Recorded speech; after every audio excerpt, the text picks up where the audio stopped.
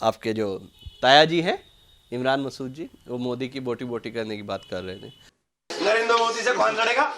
इमरान मोदी लड़ेंगे जो ठोक के जवाब देना जाने को, मोदी को मोदी के ठोक के। वो गुजरात समझ रहा 4% मुसलमान है गुजरात में, यहाँ 42% मुसलमान है, यहाँ गुजरात बना दे, बोटी काट देंगे छुट्टी छुट्टी। आज कह रहे राम हमारे आराध्य हैं, ये इतना पोलाइटनेस एकदम से कहाँ से आ गई? अब आप बता रहे हैं कि भगवान श्री राम, श्री को थोड़ा कैपिटल कर दीजिए, श्री राम में सबकी आस्था है और उनके खिलाफ आपने कभी बोला भी नहीं है। लेकिन जिस पार्टी में आप हैं उस पार्टी ने निमंत्रण को ही ठुकरा दिया।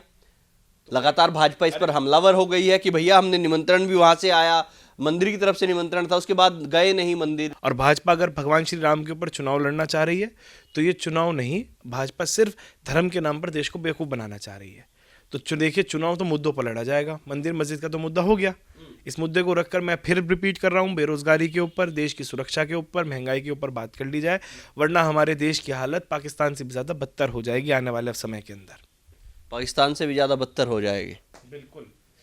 आप मंदिर जाते हैं, आप भी पत्रकार है, क्या कैमरा लेके जाएंगे मंदिर? अब मैं मस्जिद जा रहा हूँ तो कैमरा लेके जाऊँगा? एक बार चला गया कैमरा, 2 बार चला गया कैमरा, 3 बार चला कैमरा। क्या प्रधानमंत्री सिर्फ एक ही चीज़ करते रहेंगे कैमरा लेकर? कैमरा जीवी हो चुके हैं क्या प्राइम मिनिस्टर साहब? दोस्तों नमस्कार, मैं हूं रोहित शर्मा और आप देखना शुरू कर चुके हैं हिंदुस्तान 9 न्यूज़। एक परिवार जो कभी उत्तर प्रदेश के चुनाव में फिलिस्तीन का समर्थन करता है, उसी परिवार से एक दूसरे जो नेता हैं, पश्चिम में बहुत बड़े नेता हैं, कांग्रेस पार्टी में नेता रहे, फिर उसके बाद समाजवादी ज्वाइन की, फिर उसके बाद बसपा में गए, फिर कांग्रेस का रुख कर लिया, कभी मोदी की बोटी बोटी करने की बात करते हैं।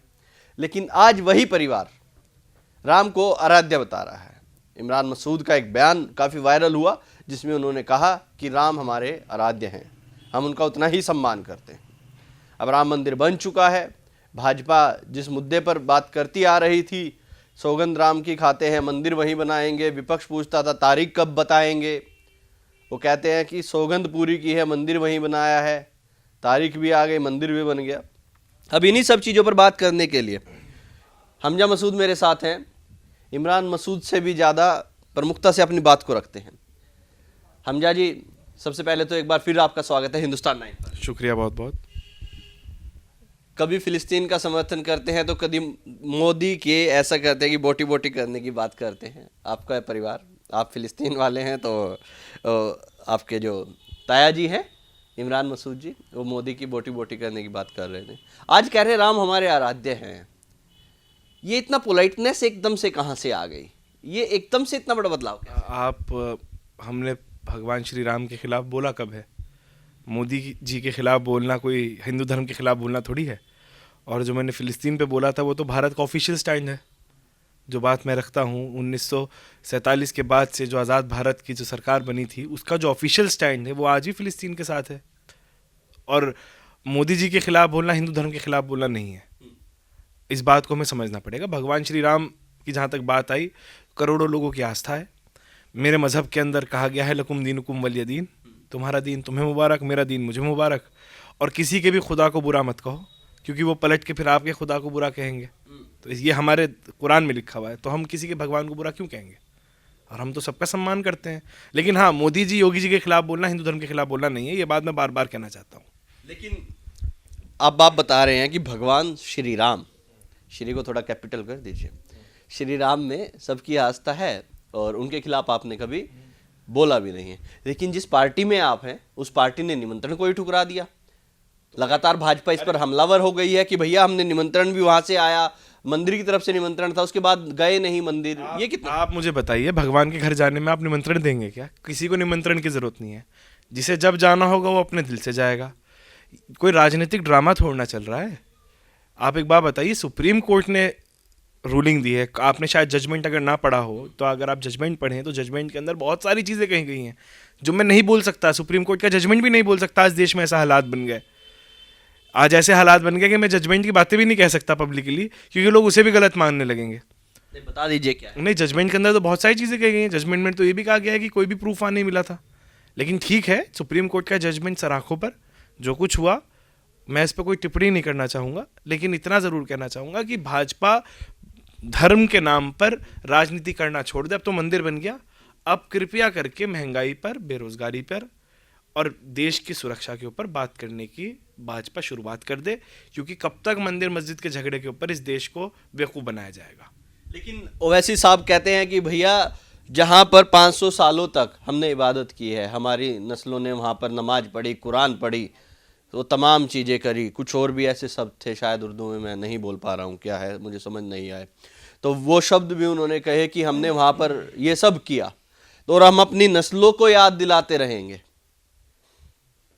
कि यहाँ पर कभी बाबरी मस्जिद हुआ करती थी। एक बात तो बताइए, मैं ओवैसी साहब के बयान तो देखिए उनसे पूछेगा, लेकिन इतना ज़रूर कहूँगा जो वकालत पढ़ेगा वो बाबरी मस्जिद का केस ज़रूर पढ़ेगा, तो नस्लों को तो याद रहेगा ही है, चाहे वो हिंदू हो चाहे वो मुसलमान हो, पढ़ा तो जाएगा ही। 92 को बुलाया थोड़ा ना जा सकता है कि 92 के अंदर भीड़ को ले जाकर ऐसे इस प्रकार चीज़ की गई थी, गुंडागर्दी की गई थी, लेकिन उस चीज़ को आप अलग रख दीजिए। अब तो लीगल बैटल पे आप आ जाइए। सुप्रीम कोर्ट का ऑर्डर था, सरकार का कोई रोल नहीं था। सुप्रीम कोई भी सरकार होती, सुप्रीम कोर्ट का जो भी आदेश आता, या तो फिर भाजपा कह दे कि सुप्रीम कोर्ट से हमने डंडा करके फैसला करवाया है, या तो ये कह दे भाजपा। और अगर सुप्रीम कोर्ट इंडिपेंडेंट है इस देश के अंदर, तो ये सुप्रीम कोर्ट का फैसला था, हर देशवासी ने उस फैसले को माना, चाहे वो हिंदू हो चाहे वो मुसलमान हो। लेकिन हमजा जी, ये मुझे एक चीज़ और नज़र आती है, आपके जो पार्टी हाईकमान है वो थोड़ा सा दूरी खींचती है कि भैया बात नहीं करेंगे इतनी मंदिर पर या नहीं जाएंगे, लेकिन जो लोकल स्तर के नेता हैं, जैसे आप हैं, पश्चिम में आपका परिवार का काफ़ी ज़्यादा एक बढ़िया हिसाब किताब है, और आप यहाँ पर आराध्या बताते हुए राम को आगे बढ़ते हैं, क्या ये ऐसा कुछ आया है क्या? भैया हम थोड़ा दूर रहेंगे और आप थोड़ा पास रहिए। नहीं, देखिए मेरी बात बताइए, हमारी पार्टी ने कभी धर्म के नाम पर राजनीति नहीं करी है, हमारी पार्टी ने हमेशा विकास के नाम पर राजनीति करी है। हमने ये बात जो कही वो इसलिए कही ताकि ये बात जहन से निकाल दे भारतीय जनता पार्टी कि सिर्फ राम उनके हैं। राम इस देश के रहने वाले प्रत्येक हिंदू के हैं, राम सबके हैं, सिर्फ भाजपा की जागीर नहीं है। ये भाजपा इस बात को दिमाग से निकाल दे बिल्कुल। और भाजपा अगर भगवान श्री राम के ऊपर चुनाव लड़ना चाह रही है तो ये चुनाव नहीं, भाजपा सिर्फ धर्म के नाम पर देश को बेवकूफ़ बनाना चाह रही है।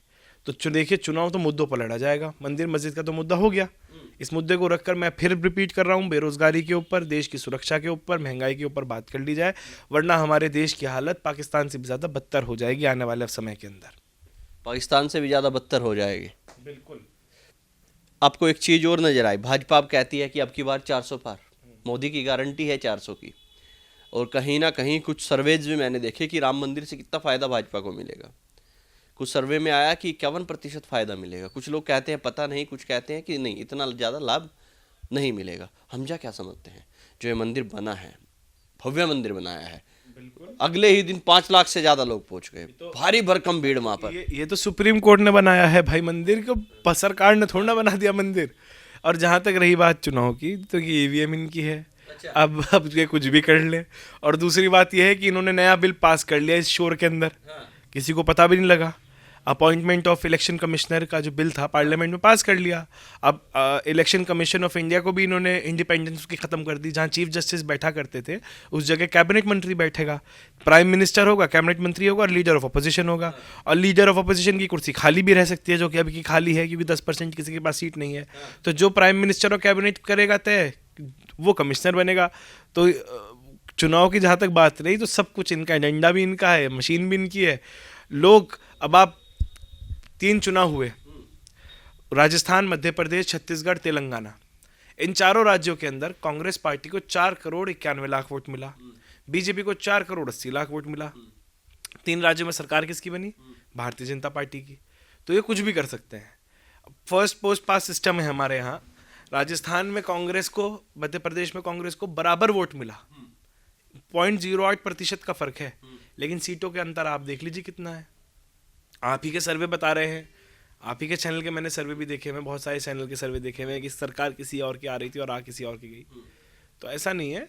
अब देखिए वक्त क्या, आगे देखते हैं क्या। ये तो वही बात हो गई, चुनाव से पहले ही आप ईवीएम का नाम लेने लगे हो, फिर भाजपा वाले बोलने लग जाते हैं, ईवीएम का रोना लग जाता है। मैं तो भुक्तभोगी हूँ ईवीएम का, मैं तो भुक्तभोगी हूँ 2019 का उपचुनाव, मैं तो भुक्तभोगी हूँ। मेरे साथ तो अंदर हुआ है, मैंने तो आंखों देखा है ईवीएम के साथ कैसे गड़बड़ की जाती है, कैसे पुलिस लगाकर ईवीएम मशीन की सील तोड़वाकर और नई ईवीएम मशीन लाई जाती है। मैंने तो देखा है कि 22,000 की लीड गंगो विधानसभा के अंदर खाकर 1500 वोट से कैसे भाजपा को जिताया जाता है।